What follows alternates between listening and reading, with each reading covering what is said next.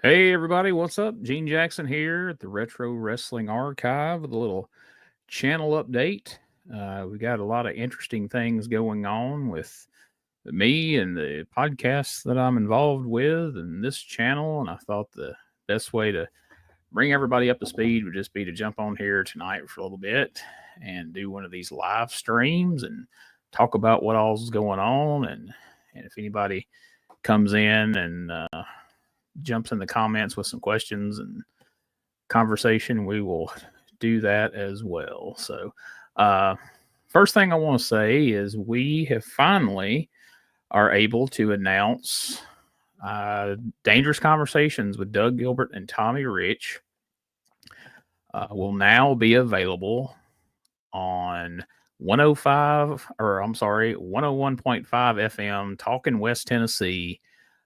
Dangerous Conversations will be airing on Wednesday nights from 8 p.m. to 9 p.m.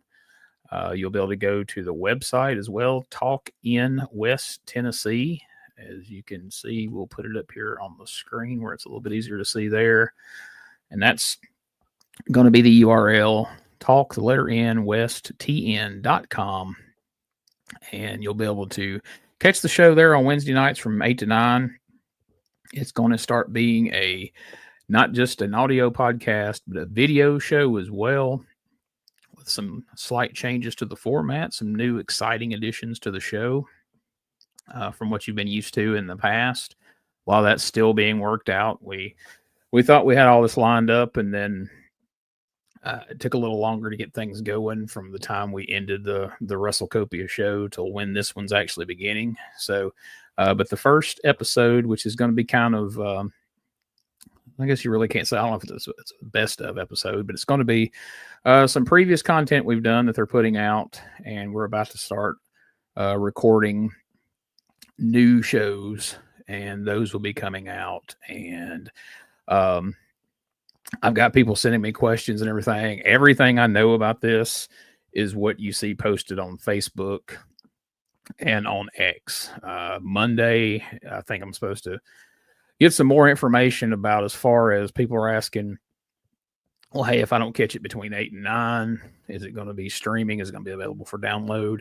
I'm sure it will be. I just don't know the details of exactly how that's going to work yet, but we should be getting some updates come Monday, and throughout this coming week, we'll have a lot more information about all the ways and places that you can partake in Dangerous Conversations with Doug Gilbert and Tommy Rich. I know when we ended the show on WrestleCopia, we were under the impression the show was going to be undergoing a name change and some other changes, but we come to find out we're going to be able to continue to call it Dangerous Conversations, which I'm pretty excited about. So should be a lot of fun. Hope you join us. Starting to have some comments come in. Let's take a look here. JS, love your channel, Gene, especially the playlist, as well as it saves me time from making my own. I hear you.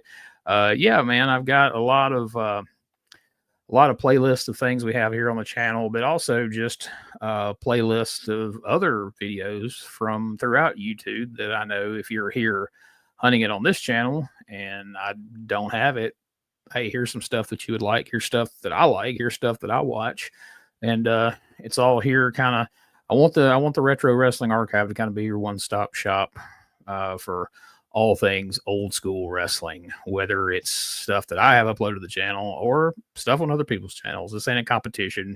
I'm not making any money here, so I just want to get everybody that good old school wrestling that we all know and love, and that's what we do here. So, yeah, appreciate the feedback. Hey, do you have any World Organization Wrestling from Mississippi? Clips have been popping up as of late. It's great. The only wow, if you will, that I know is out there, I have some, but I also know it's mostly the same stuff that Armstrong's Alley has here on YouTube. There should be a playlist of it here on this channel of their videos. A guy who goes by Chris P. Lettuce. Don't think that's his birth name, but that is the name he uses on Twitter and on the YouTube channel and everything. Like I say, it's called Armstrong Alley, and there's a lot of the WoW stuff there. I think most of the WoW stuff that's known to be on video still in existence lives there on that channel. But if you have problems finding it, let me know, and I'll point you in that direction. And we may eventually, I know that at different times, Chris P, if you will, has been taking some things down from his channel, leaving some things up. So if it ever disappears from there, I do have it, but I mean, I don't see the need in uploading it here again when it's on his channel. And I know we share a lot of the same subscribers and viewers. So, but yeah, it's real interesting. I did a review of an episode of that here with my buddy Steve Pleasing. There, if you go through an episode, there not too long ago, an episode of Retro Wrestling, we reviewed an episode of World Organization Wrestling, and you can see a variety of guys on their way up. You got the future Yokozuna, and you got Bad Company on there, and David Haskins, and then guys like Bob Holly, who would eventually go on to do big things after that. So it's a great mix of young people starting out, guys like Mr. Olympia, Jerry Stubbs, and Pat Rose that have been around a while. So it's a real fun mix. So yeah, definitely check that out wherever you can find it. It's good stuff. So something else I want to talk about we've had going on, and I had to discontinue the Retro Wrestling podcast for 2 or 3 months, and I told everybody I had a project I was working on, but I couldn't really say what it was. But we finished it, and so now that project that I was working on is up for pre-order, and it is Hot Stuff Eddie Gilbert, the Uncrowned King of Professional Wrestling, the book that I co-authored with Dangerous Doug Gilbert that we did about his brother, Hot Stuff Eddie Gilbert. It's all about Doug's life and times growing up with Eddie. A lot of great insight about Eddie and his life that only his brother can provide. So hope everybody checks that out. You can get that now on pre-order over at tinyurl.com/Eddie Gilbert book.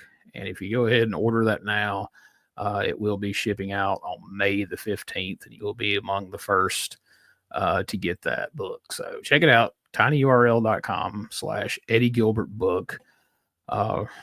Very proud of that. Me and Doug got that done in a record amount of time, but it's actually there's a whole interesting story to that. We'll probably tell on Dangerous Conversations at some point. I actually started working on a book about Eddie Gilbert with the blessing of Mr. Tommy Gilbert, Miss Peggy Gilbert about 15 years ago, and got a lot of chapters written, talked to a lot of people, and never could get together with Doug on it. I don't know that Doug was really ready 15 years ago to really delve into that and tell that story. And so due to a number of personal things going on in my life at the time, a divorce and a few other things, I kind of put the book on the back burner, and it ended up on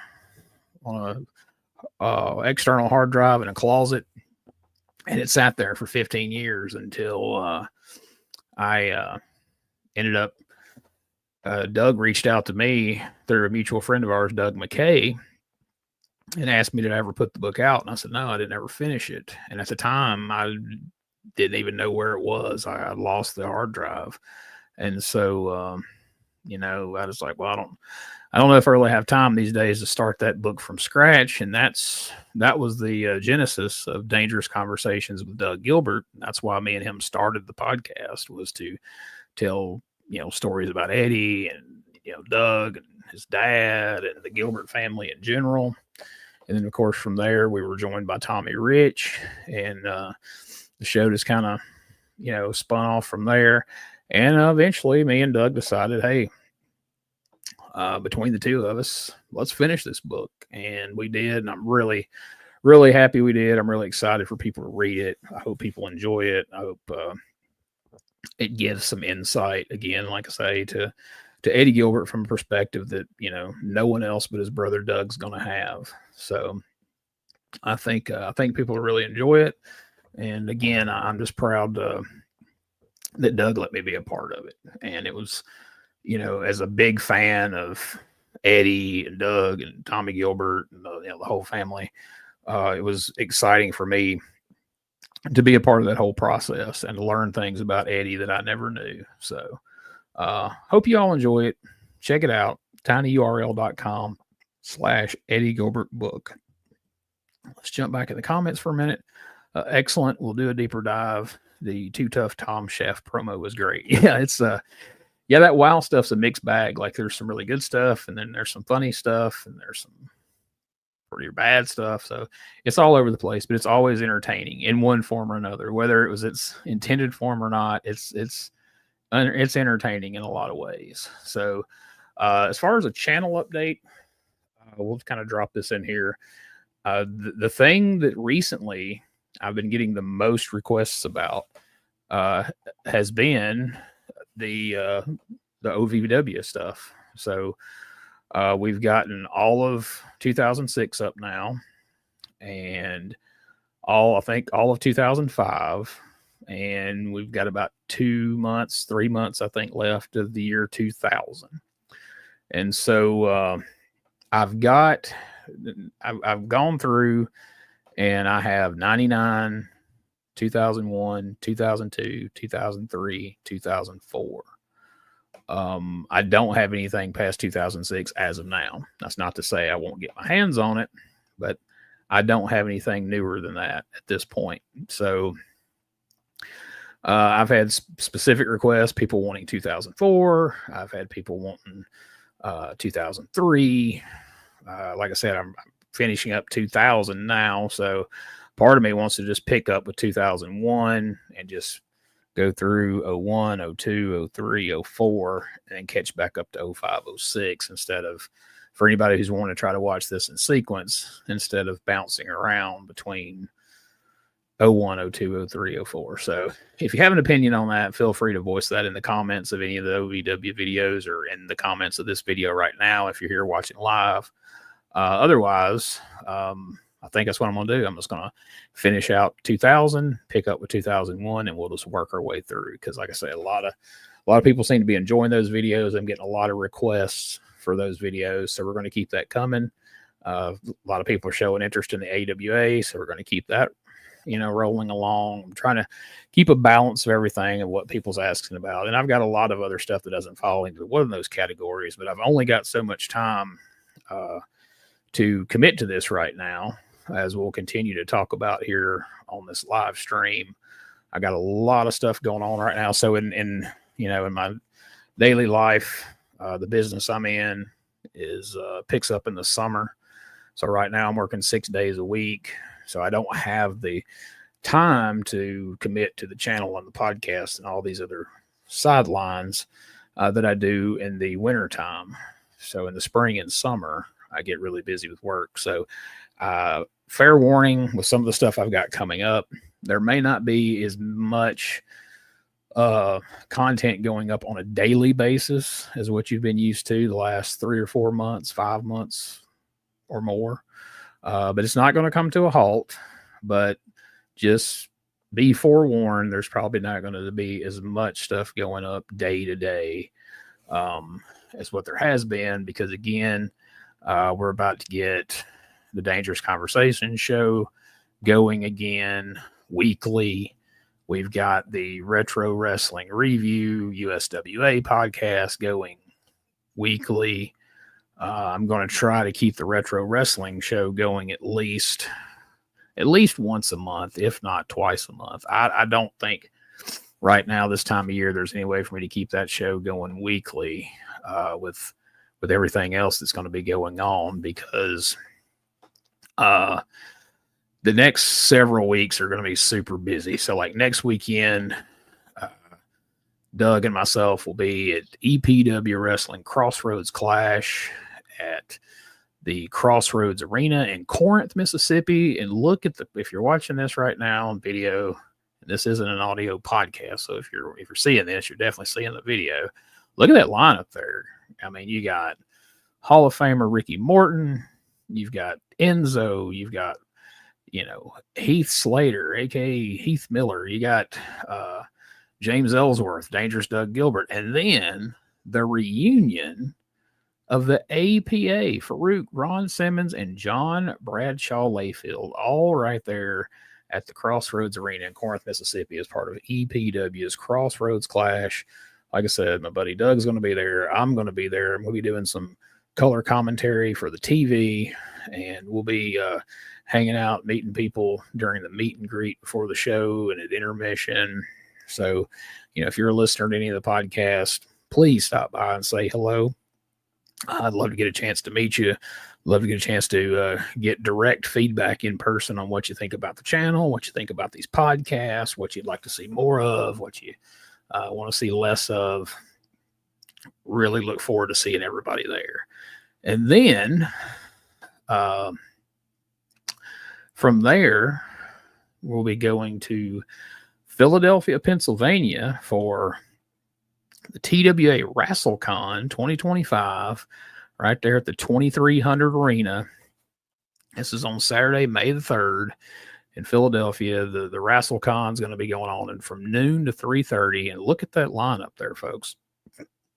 Headlined in the middle there by Nature Boy Ric Flair.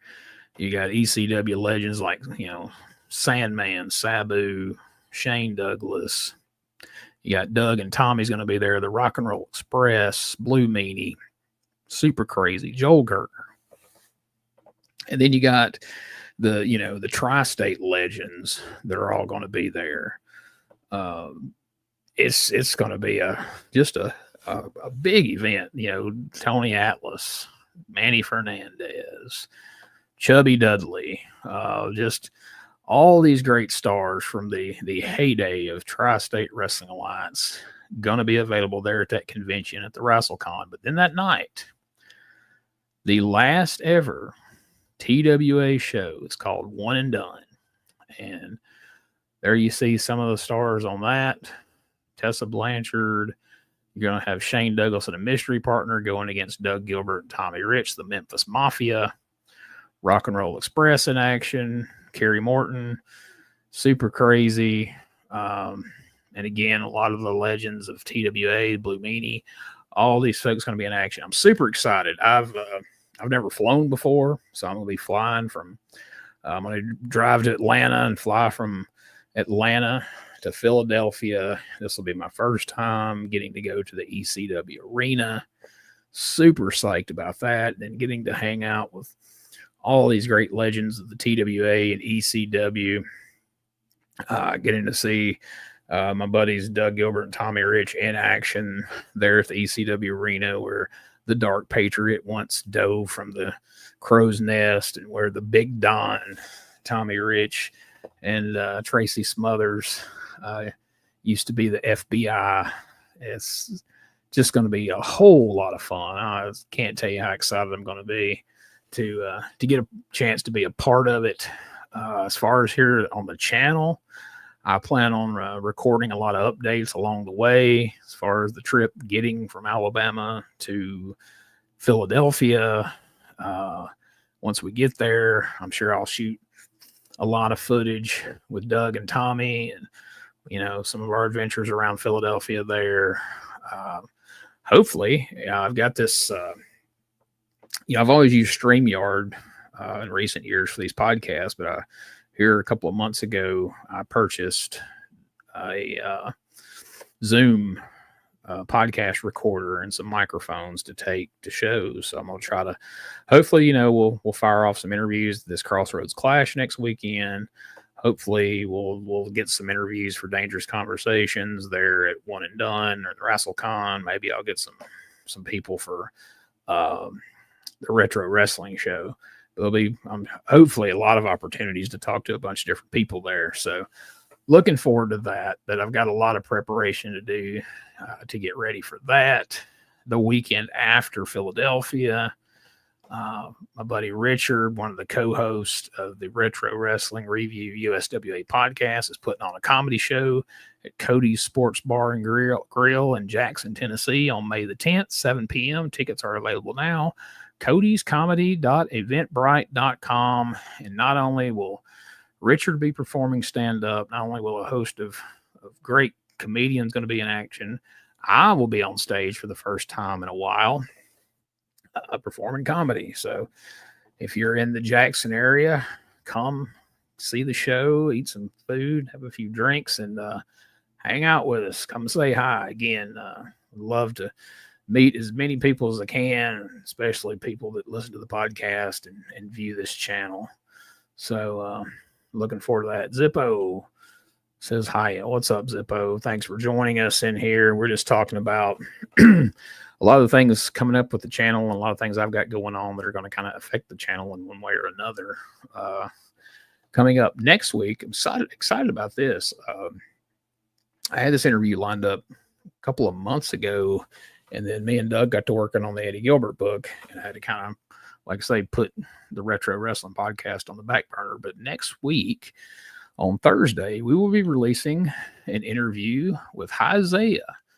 Some of you may know him from Ohio Valley Wrestling. A lot of you may remember him from the old JCW Juggalo Championship Wrestling videos, IWA Mid-South. Isaiah has been around for a long time. Very interesting guy. He has a very interesting story to tell and some unique viewpoints on the business. Can't wait to talk to him. This is going to be a great interview. We're going to kind of go through his whole career. So looking forward to that.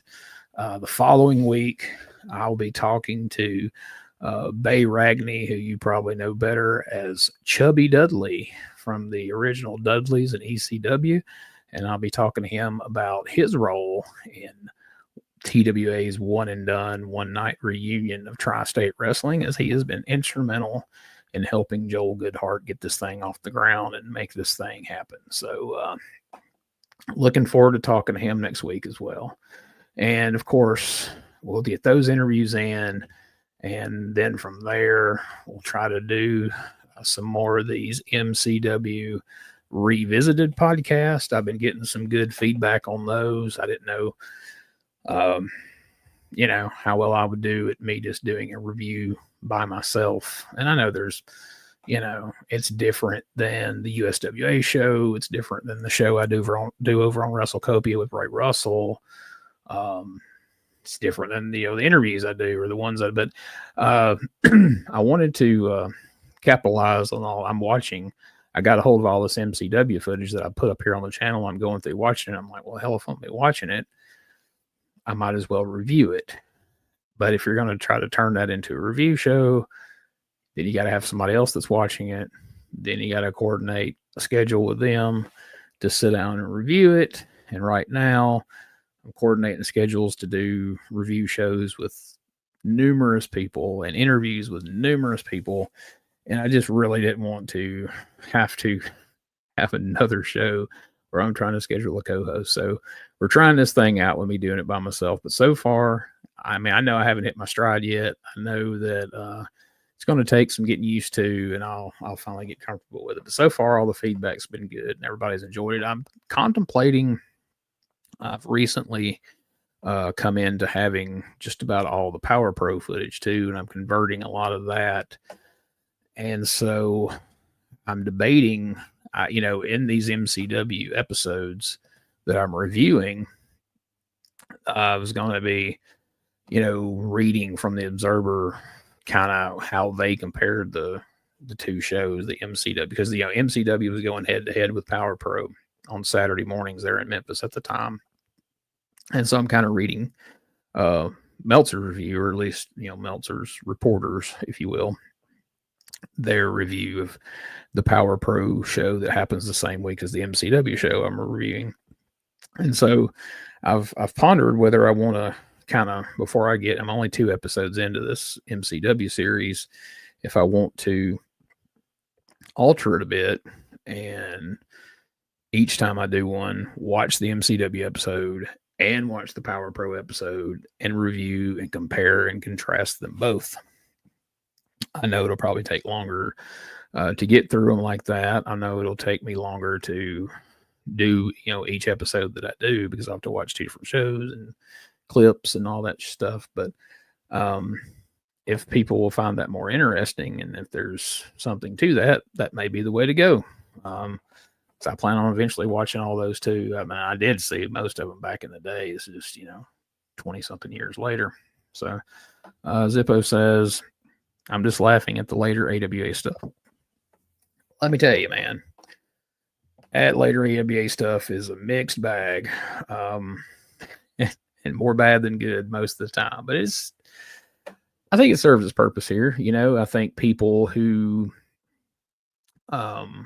were young wrestling fans at the time, like most things, I think we've talked about it in these things before, that, a lot of people are nostalgic just because that's what they grew up on. They have so many fond memories attached to it and everything that for the rest of us, maybe we don't think it's that good. Maybe we think that some of it's awful. But due to that nostalgia and that familiarity, there's people that love it. And so I don't knock that. And I had some people message me when I first started putting these up. What the hell are you putting up 1989 AWA? It's terrible. I'm like, hey, it's here. If you don't like it, don't watch it. And for the people who, do remember it fondly, it's here. And for the people who didn't get a chance to see it, it's here. So, everybody, that's one thing I've learned is, more than anything, wrestling is subjective, and there's no definitive definition of what's good and bad, and everybody has different reasons for why they like it or why they have fond memories of it or whatever the case may be, and it's not for me to decide. So it's here, and I'm glad to hear that people are watching it and they're reacting to it. Later, AWA announcer Ralph Stringus later became a National Hockey League play-by-play announcer. Wow, I didn't know that. Well, at least that paid off for somebody that era. I liked when Heenan was asked if Vern Gagne pushed his son too far. He didn't push him far enough off a cliff. That's definitely, I never heard him say that, but I definitely know that's a Bobby Heenan line for sure. That's classic Bobby Heenan, and something to be said for that. But anyway, we won't go into that here. But anyway, yeah, I'm glad. I know a lot of people are seeing that 89 AWA for the first time, for better or worse. So I'm going to continue to put up everything that I have of it, which is a good chunk of the year. So that's going to continue to be going up. I've even got some AWA 1990. And, and for the people who thought that, 87 AWA wasn't great and that 88 was pretty rough, and I'm not going to argue with you. It was. Time you get into late 89 and 1990 AWA, it makes 87 and 88 look like the freaking glory days, which we all know it wasn't. But Zippo says, by the way, I'm 58, been watching since 1972. All right on. Okay, so I'm 47. So,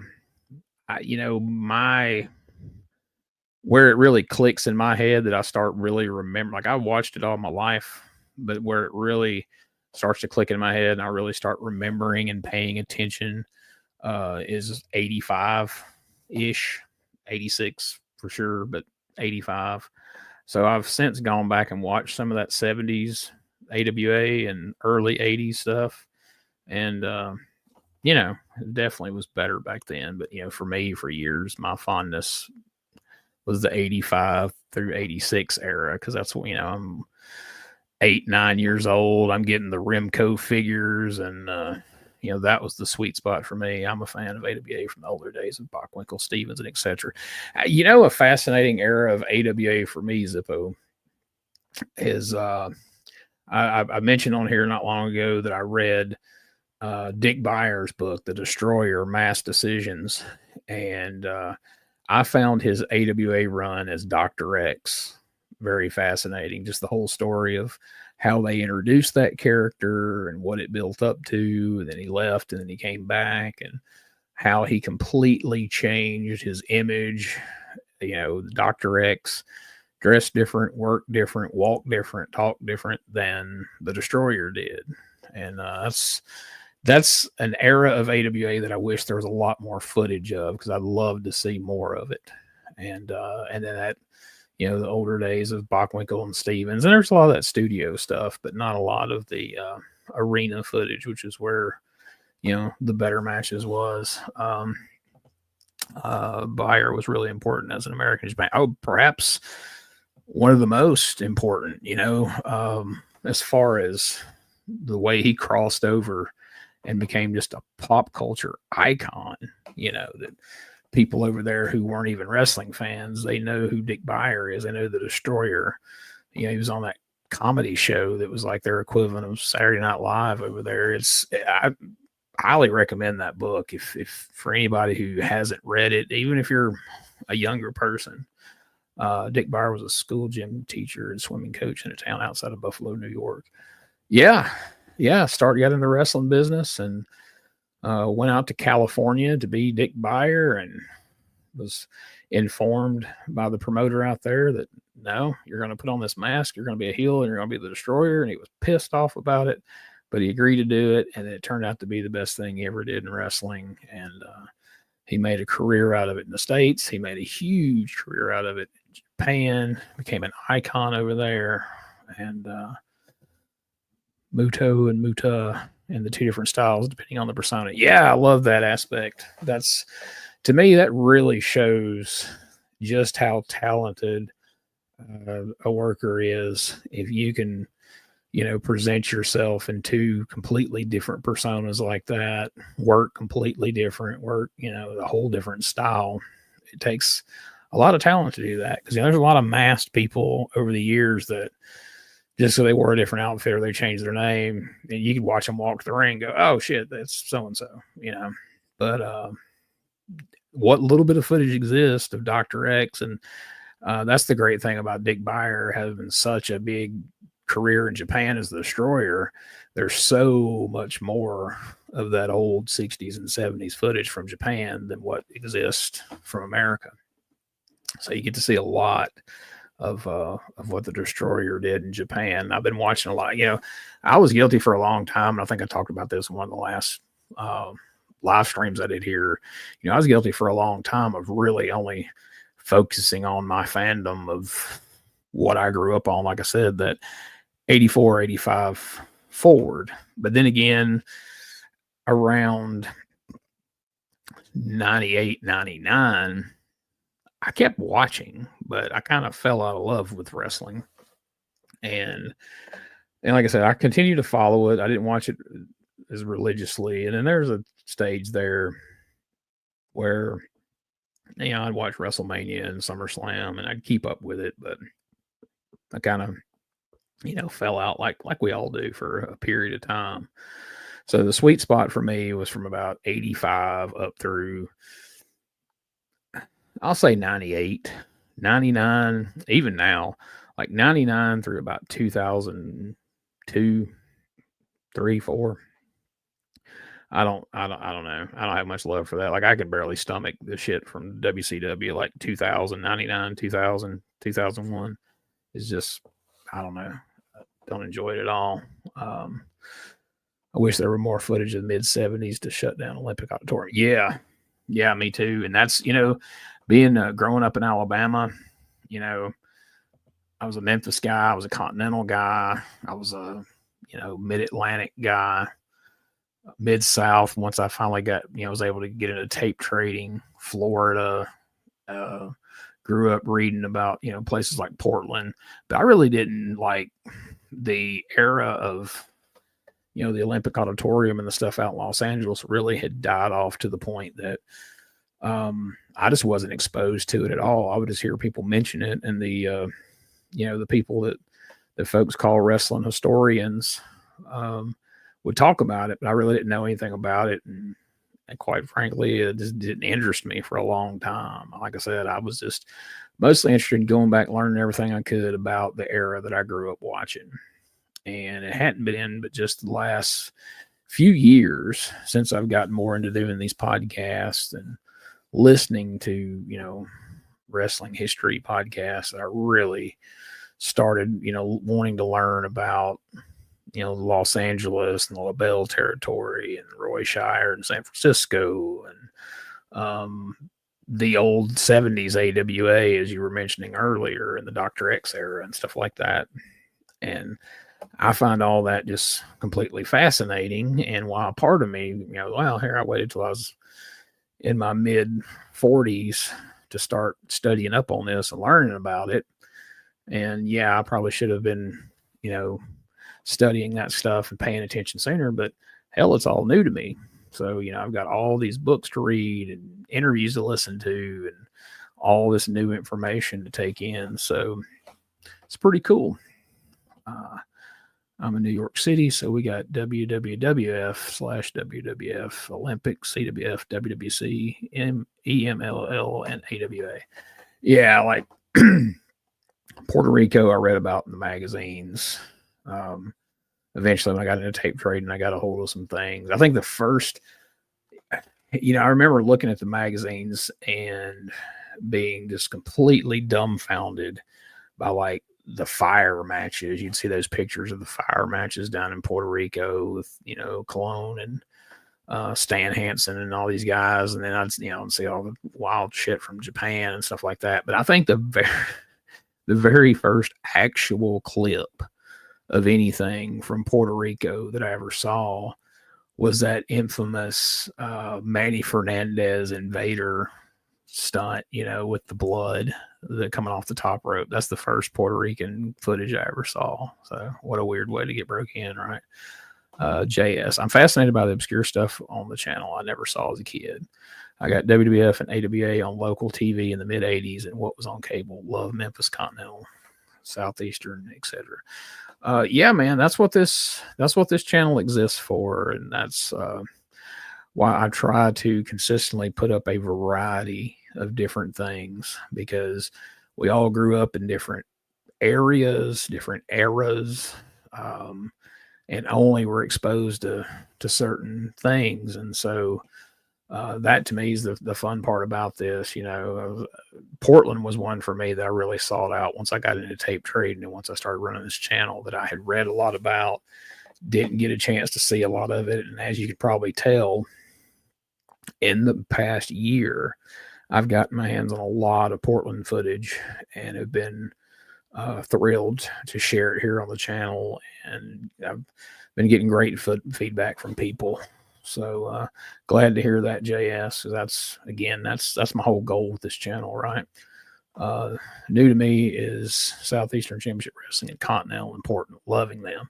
See, that's cool because that's what, I grew up watching WWF and, Jim Crockett Promotions, and I could see those on TV, but Continental and Memphis are the two promotions that actually came to my area and did spot shows in Tupelo and Columbus and, Amory, Mississippi and West Point. So I was able to go see the Continental and Memphis shows live and in person. And so that's why those wrestlers always, felt like home team, Hulk Hogan and the British Bulldogs and Sting and all these people, were like larger in life superheroes. And I was a fan, but to me, I felt like on some level, like I knew Jerry Lawler and Bill Dundee and Jeff Jarrett and, Nightmare Danny Davis and Wendell Cooley, because I was able to go see them in person, meet them, get pictures made with them and,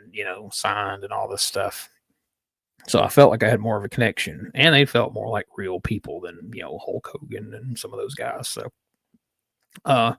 it's always fun to me to realize that, I put Southeastern and Continental and Memphis up on this channel for the nostalgia that it brings me, but it makes me happy to know that there's all these other fans who grew up, in different parts of the country that had no way to see it. They certainly weren't seeing it live, but in turn, you guys got to go experience something live and meet and see people that I never got a chance to do. So, and that's why I love the communication in the comments and everybody sharing their memories of, hey, I remember watching this when I grew up, or, I always wanted to see this. I'm finally getting to see it now. That's the stuff that I love to go and read and have a lot of fun with, is getting to see what it means to people. Because if you're, I know most of you are like me, I was such a fan growing up that like most of all my memories and like key moments in my life, I tie to like wrestling. You know what I mean? Like I go back and watch WrestleMania 6 or the Great American Bash 87, and I automatically remember what was going on in life then. And it's all intertwined. It's all tied together. Because I wasn't a sports fan. I don't know who won the Super Bowl in 1986 or the fucking Chicago Bears, because that was everywhere. But you know what I'm saying. It's all tied to wrestling with me, which I know some people think that's weird, but more than likely anybody who's here on a Saturday night watching old school wrestling and chatting in here, you get it. You're like me. I used to go to MSG and local little spot shows. I know what you mean by guys meaning more by seeing them live. Absolutely. See, that's like Madison Square Garden. That is so cool that you got to experience that. I would, to this day, I would love to, and I know it's not the original Garden, but I would, if I can ever get up to New York, I'd love to go see a show there. Just all that history, really cool. And that's why I'm really excited about going to, the old 2300 arena next month is, ECW arena. I hear the stories of people who actually were there and lived it at the time. And it was such a different experience that you just really can't even grasp at this point. JS says, in Buffalo, we got a WWF card every month, but we would only get Hogan a couple times per year. Yeah, so I imagine those felt really special, right? Hulk Hogan comes to town. That's a big ass deal. Like, young people and, younger people can feel how they feel about Hulk Hogan because of either, his work rate or, some of the scumbaggery he's done outside the ring and shit like that. But, if you didn't grow up in that time period, you just can't understand and appreciate what a big damn deal Hulk Hogan was. And the fact that, I can only imagine what a big deal it was that those couple of times a year that Hogan did come in had to be pretty cool. Zippo, I like Memphis too. It has its ups and downs. You ain't kidding. I know we've talked about that here, and we'll continue to talk about that here. I would dare say that this channel is probably has the most Memphis wrestling in one place as far as a variety of the old 80s, 80s Memphis into the 90s, now into the 2000s, as we put up NCW and we put up some of the Corey Macklin stuff. And I've got the Power Pro stuff now. I don't know how much of it I can put on the channel, but I have it and can watch it and can at least review it and talk about it. And Memphis is a mixed bag, man. It's all over the place. It really is. It's some of the best stuff that's ever happened in wrestling has happened in Memphis. Some of the cheesiest, silliest bullshit that's ever happened in wrestling has happened in Memphis. You get some of everything. And I think I love it for that. You know what I mean? Like, it can't all be serious, hard-nosed wrestling all the time. Sometimes you need some silly stuff, and sometimes you need Corey Macklin over there saying ridiculous and stuff like that. You know what I mean? Like, it's serves its purpose. I was at ECW the night Funk lit the fire. Oh man, that's so awesome. Love Terry Funk. Absolutely love Terry Funk. One of the most entertaining people that ever set foot in a ring. He was funny. He was believable. He was everything that a wrestler should be, rolled into one. And never be another one like him. We got USWA in a local channel at the very end. I remember Mike Samples attacking a guy in a diner yelling, "You're in the big time now." Yeah, I tell you what, people who had always heard about Memphis wrestling, and then if you just got the tail end of USWA, yikes. I mean, because, we're reviewing 1993 right now weekly on the Retro Wrestling Review over on WrestleCopia. And we were going to just roll out of 93 to 94, but I think we've decided we're going to jump back and then do the year of 1991.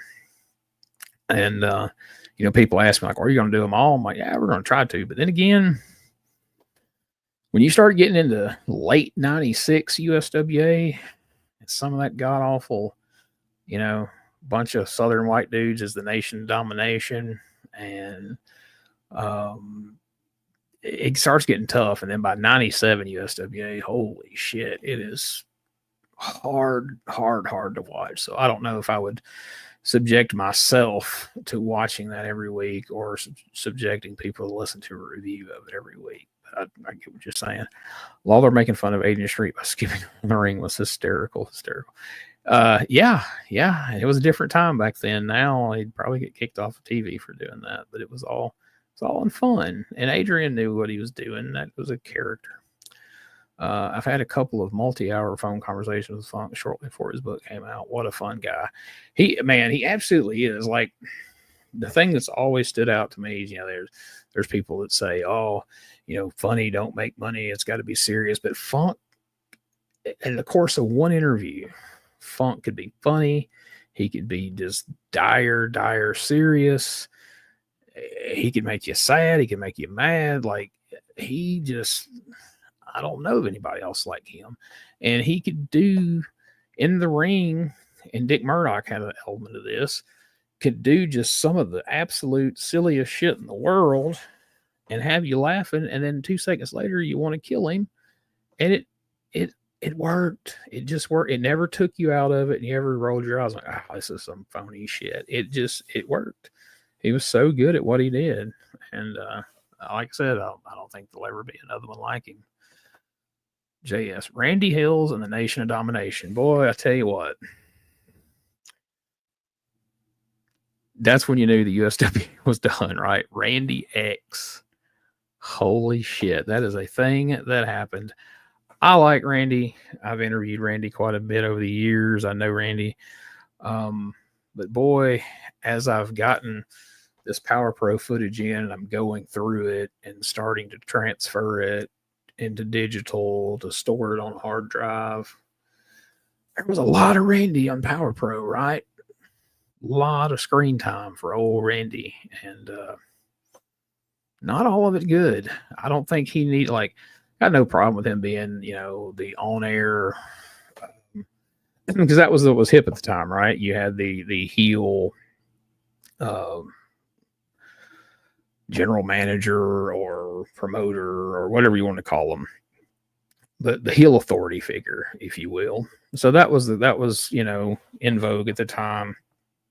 You had Bischoff doing it, you had Vince doing it, so obviously Randy's going to do it. But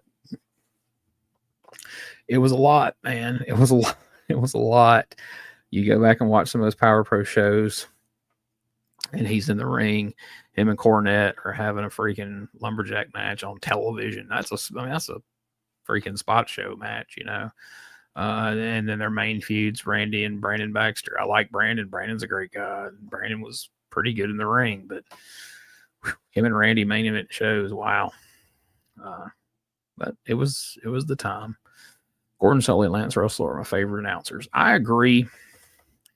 I grew up on both of them. Like I said, my wheelhouse, I didn't see Southeastern wrestling until tape trading. So when I come into watching it, where I remember it was the end of 85, right after they had switched over to Continental and started doing it in the arena. They were out of the studio. Charlie Platt was gone. Gordon Sully's the host. So, a lot of people associate Gordon with Georgia Championship Wrestling, Florida Championship Wrestling. But my first memory of Gordon is in Continental. And I didn't get to see Florida till later in tape trading as well. So I always liked Gordon, the familiarity of him, seeing him as a kid. But when people ask me, like, who's your all-time favorite announcer, I always go Lance Russell. We've talked about this. I've talked about this with a lot of guys who were there. Doug, Tommy, Wolfie D, just a lot of guys over the years. And Lance Russell was such a key ingredient to the success of Memphis wrestling, from playing a key role in being, the station manager, while also being the announcer at different times, or the program director at stations as they were on the air. But just that trust he built with the audience, and that he's your grandpa or uncle vibe. He could help people. He could help put heat on somebody. He could help make a heel. He could help make a baby face. And I hope that people remember that as we go through, in the future. And Lance Russell always gets remembered for, people talk about Lawler and Kaufman and, Bill Dundee and Austin Idol and all these people, but you got to mention Lance in there. He was a key ingredient. So one of my favorite USWA moments was Gilbert and Rich Pearl Harboring each other. Yes. There's a ton of great, Eddie Gilbert moments, and Doug Gilbert moments, and Tommy Rich. And we talk about a lot of them in this book about Eddie, and it was really fun to me to get, the behind the scenes story behind the story on like the fabulous, the turn and of the new Fabulous Ones, as Eddie turned on Tommy, or Tommy turned on Eddie, who then turned back on him, that whole double turn twist. And, the hit and run in the parking lot, and just all the different things that those guys did. It's just, it's history. It's history. And it's, it's fun for me to host these podcasts. But, I enjoy being the first one to hear them. I enjoy getting to ask these questions that, as a young wrestling fan in the 80s and 90s, have been rattling around in my head ever since, that I've sought the answers to. And now I'm able to hear them directly, ask the question, give the answer in real time. Is super cool. Something I never thought I would do. Yes, Russell was grandpa. Sully was the teacher. Bingo. That's perfect analogy. Absolute perfect analogy. Sully was more the professor, and Russell was your kindly grandpa. But you trust them both, but for different reasons. Also remember USWA disappearing from ESPN after Hollywood Tatum super kicked a gorgeous blonde named, yes, Tessa. That's the one. And he super kicked the shit out of her. My goodness. I think there's a lot to that story. That's a pretty layered story as well. Like, Tatum brings Missy Hyatt into the business, and she ends up with Eddie Gilbert. He brings Tessa into the business, and she ends up with Bill Dundee. And each one of those instances played out as angles on TV, but then played out in real life behind the scenes. Poor Tatum. He was unlucky in love and wrestling, that's for sure. Zippo, there's a place for the Eddie, and it's in the ring. Exactly. That disgusted scolding that he would give those guys. And come on, Eddie, I don't do that stuff out here, And Corey Macklin tried to replicate that, but it just didn't come off the same. And I'm not a hater of Corey Macklin like some people. I enjoy him, but my one of my co-hosts, Josh Briley from the USWA show, has pointed out, and once he did, it really clicked with me that Corey was doing his best to, be the Lance Russell to Dave Brown out there, and it didn't quite land. But he's got his place in Memphis wrestling history too. And again, much like Randy Hales, once he got a chance to be in the driver's seat when Memphis wrestling Rhythm and Blues come along, you've seen a lot of Corey Macklin. He's the announcer. He's in the main angle. He's wrestling freaking Coco Beware. It's like, what the fuck are we doing? Why? Why? But a lot of those guys, once they had the opportunity to be the booker, they could not resist putting themselves in that top spot. And it rarely served the company well. But such is wrestling. Macklin was kind of funny. I could only understand maybe 70% of what he said.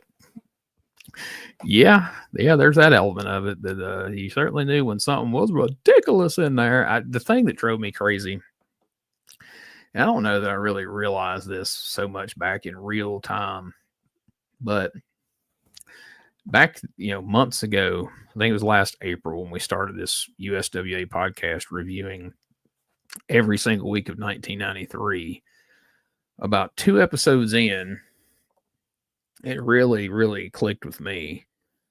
Corey would constantly throw in there. They get it with a drop kick in there. And, oh, come on, Doug, knock that off in there. And he would just say in there. Once I realized that, I could not unhear it. And to this day, it drives me nuts watching that. Each week I watch that show to review it. And to do a review, I end up watching every one of these episodes at least twice in the same week, sometimes 3 times, but at least twice, once to just watch it through, make notes, and then a second time to go through and clip the different clips we use during the show. And sometimes just to amuse myself, I'll count how many times, he says in there in a particular episode, and it's off the charts, ridiculous in there. But anyway, we won't spend any more time dunking on poor Corey. Unfortunately left us a few years ago, and that's sad. I wish Corey was still around. I would love to interview him on one of these podcasts, although he probably wouldn't participate in it. But anyway, I guess we better wrap this up. We've been going almost an hour. So again, just a few reminders to kind of run back through. Dangerous Conversations starts up this coming Wednesday night over on the talkingwesttennessee.com. Of course, that is the website of 101.5 Talking West Tennessee radio station over there. And that's where you will be able to find Dangerous Conversations moving forward. So don't forget that. And of course, don't forget Hot Stuff Eddie Gilbert, the Uncrowned King of Professional Wrestling. The book from myself and Dangerous Doug Gilbert is available for pre-order now. And if you pre-order it now, you can have it shipped out to you by May 15th. And I hope everybody checks it out and enjoys it. Also, don't forget, next week, we got the big interview with Isaiah coming up here on Retro Wrestling. The week after that, we'll have Bay Ragney, a.k.a. Chubby Dudley of ECW fame. And again, myself, along with Dangerous Doug Gilbert, along with the APA of John Bradshaw Layfield and Ron Simmons, Enzo Amore, Ricky Morton, Heath Slater, and James Ellsworth, and a host of other great, talented ECW stars will be in action at the Crossroads Clash next Saturday night, April 12th. Tickets are still available at EPWWrestlingMS.com. Make sure you get those tickets now. Don't wait until the day of the show because they've been moving fast, especially they're just about out of floor seats. So you might want to go ahead, lock those in. And don't forget, Saturday, May the 10th, we will be doing stand-up comedy at Cody's Sports Bar and Grill in Jackson, Tennessee. Tickets are available at codyscomedy.eventbrite.com. $7 in advance, but they're going to be $10 at the door. So get them now, get them cheaper, save some money. Let's check the comments one more time before we get out of here. The Portland announcer Bonema was fun. Yes, he was. I want to I want to do some more reviews of Portland wrestling and maybe set up in advance one of these live streams where we get a few different people there and really dig into some Portland wrestling because it's underrated. Take it easy, Gene. Zippo, take it easy. Appreciate you and JS being here. Thanks, Gene. Later. Thank you guys for participating and making this a fun conversation tonight. So always appreciated all the interaction here on the live streams, all the interaction in the comments and all these videos. It's much appreciated. And like I say, it helps steer the ship on where we're taking this thing next on future content. And again, on content, I'm probably not going to be able to post as much on a day-to-day basis, but we will keep it rolling. And then once my schedule slows down with work and all these shows and different things I got going on, then we will cramp up the content as always and get it going every single day. And don't forget, every week you can check out the Retro Wrestling Review USWA podcast at WrestleCopia.com. But for all things related to the show, all the different social media, merch, anything you could want, it's USWApodcast.com. And there's a few other links. Make sure to join the Patreon, patreon.com/Retro Wrestling Archive, for some fun behind the scenes post-show stuff from some of the podcasts and for videos that we can't post here on YouTube for a variety of reasons. And with that, good night, and we will talk to you again real soon, right here at the Retro Wrestling Archive.